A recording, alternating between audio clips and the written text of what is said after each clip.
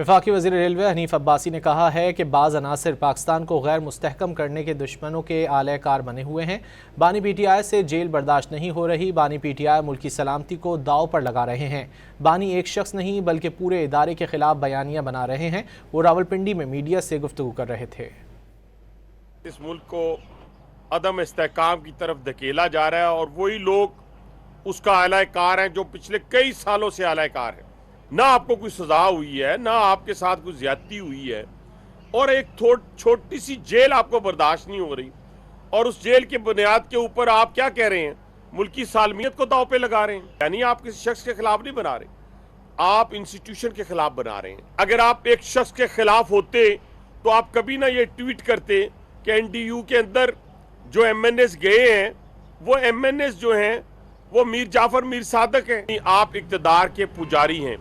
अगर इक्तदार आपको मिले तो सब अच्छा, आपको इक्तदार ना मिले तो आप अपने इक्तदार की खातर मुल्क की सालमियत को दांव पे लगा देंगे। आए हमारे साथ इख्तलाफ करें, आए हमारे साथ बातचीत करें।